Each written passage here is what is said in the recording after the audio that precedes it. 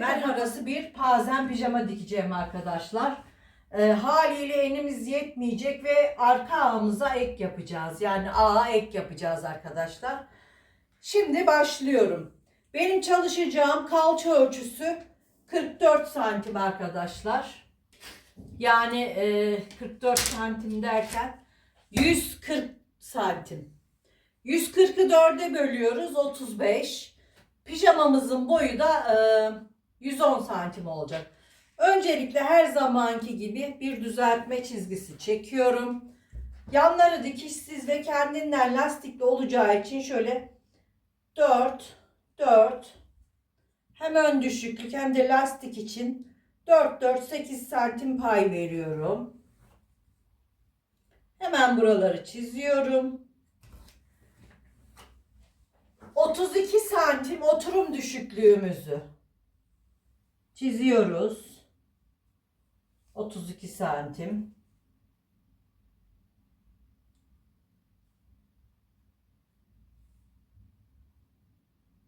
Şöyle biraz daha büyük yapalım. Evet. 34 santim yaptım arkadaşlar oturumumu. Şimdi buraya basen bölü 4'ü yerleştiriyoruz. 140 bölü 4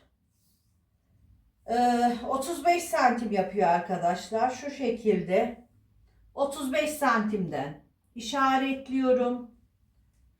35'i yukarıdan da işaretliyorum. Ve şu şekilde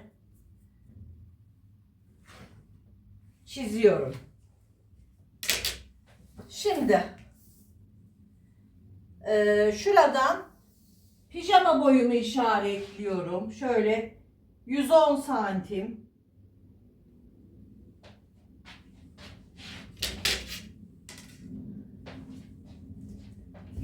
santimden pijama boyumu kapatıyorum.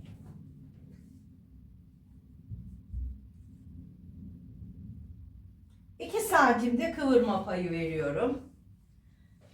Şimdi dizi buluyoruz arkadaşlar. Biliyorsunuz dizimiz pijama boyumuzun 110, 55 santim, 6 santim aşağısı, 61 santim diz boyumuz.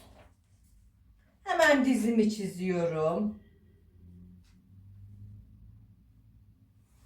Diz hattını çiziyoruz.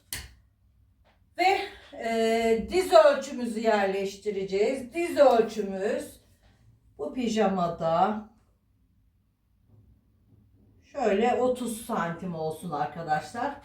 Biliyorsunuz pazen kumaşlar likrasızdır. O yüzden 30 santim diz yapıyorum.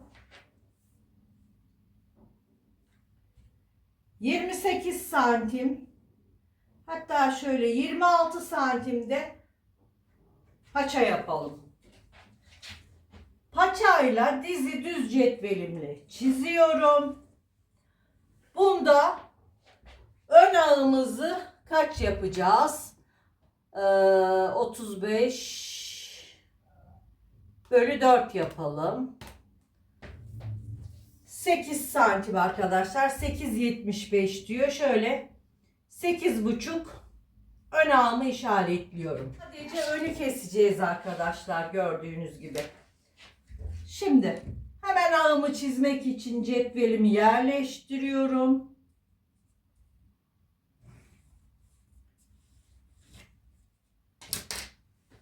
Evet arkadaşlar. Şuradan ön ağımızı da çiziyoruz. Kolayca bakın çizebilmek için 8,5'da buradan çıkalım. Şu şekilde önümüzü 2 kat keselim.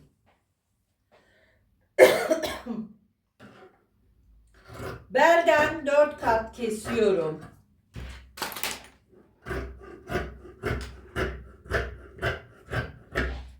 Belden 4 kat. Buradan da 4 kat kesiyorum ve şu şekilde çıkıyoruz. Gördüğünüz gibi. Şimdi buraya gelince, paçaya gelince 2 katını kaldırıyorum. 2 kat olarak ön bacağımı kesiyorum.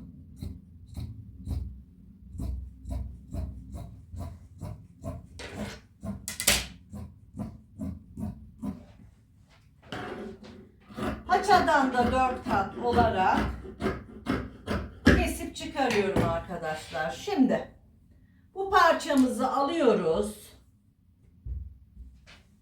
Şöyle bir kenara çekiyoruz. Evet. Şimdi arka ağımızı hesaplayacağız arkadaşlar. Arka ağımız her zaman pijamamızın, pantolonumuzun 8'de biridir. Yani 140 basenimizi 8'e böleceğiz. 140 bölü 8 eşittir 17,5.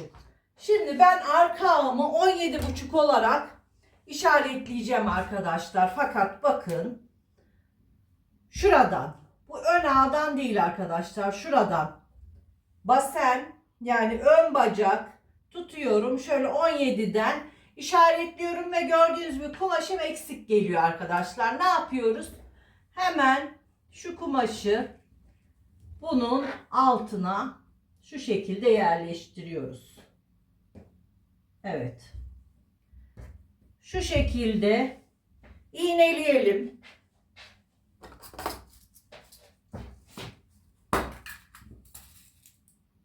Arka ağ için ek yapacağız çünkü. Bunu buradan buraya iğneliyorum. Pazenlerimizin eni dar olduğu için asla vermiyor arkadaşlar. Tek eni olduğu için. Şimdi bunu güzelce buraya iğneledim. Ve arka ağımı çizeceğim.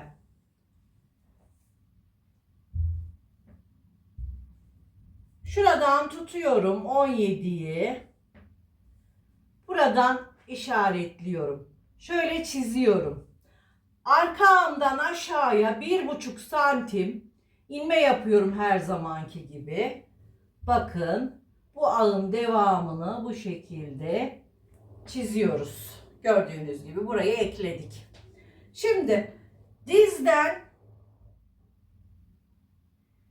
2 santim fazlalık veriyorum. Dikiş payı buradan ve buradan. Arka bacağı her zaman için 2 santim pay veriyoruz arkadaşlar. Dize kadar da bunu cetvelle çiziyoruz. Dizden sonrasını riga cetveliyle çiziyorum. Bakın riga cetvelimle şu şekilde çiziyorum. Riga cetveliyle çizerken şurayla da çizebiliriz. Şu cetvelin tamamının burayı karşılaması gerekiyor arkadaşlar. O yüzden karşılayan yere kadar yerleştiriyorum. Evet. Şimdi arka ağımı çiziyorum.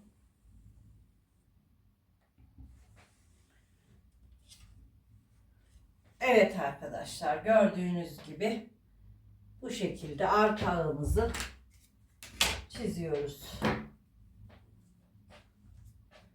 Şimdi buradan kumaşımızın devamı gibi ekliyoruz.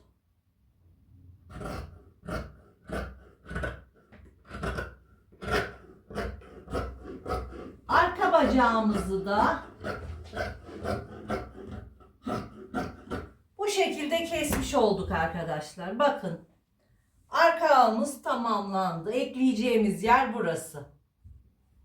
Şimdi öncelikle ağımızı ekleyeceğiz buraya. Daha sonra pijamamızı normal bir şekilde dikeceğiz arkadaşlar. Evet arkadaşlar, pijamamızın ağına arka ağa eklememizi yapacağız. Ağları kapatacağız, bacak aralarını dikeceğiz ve 80 santimden lastiğimizi takıp pijamamın bitmiş haliyle geleceğim arkadaşlar. Evet arkadaşlar, gördüğünüz gibi pijamamızın ağını diktik, ekimizi yaptık. Ortaya ekimizi yaptık gördüğünüz gibi. Şimdi pijamamızı çeviriyoruz. Ağları diktik, bacak boylarını diktik. Belimize göre 80 santim lastiğimizi kestik arkadaşlar, bakın. Şimdi lastiğimizi şu şekilde birleştirip 4'e bölerek pijamamıza dikeceğiz ve bitmiş haliyle pijamamı paylaşacağım. Evet arkadaşlar, ortasına ağ koyduğumuz pazen pijamamızın bitmiş hali bu şekilde. Gördüğünüz gibi. Siz de bu şekilde teken kumaşlarınızdan ortaya ağ koyarak pijamalarınızı dikebilirsiniz arkadaşlar, gördüğünüz gibi. Beğeni ve yorumları unutmayalım. Hoşça kalın, sağlıkla kalın.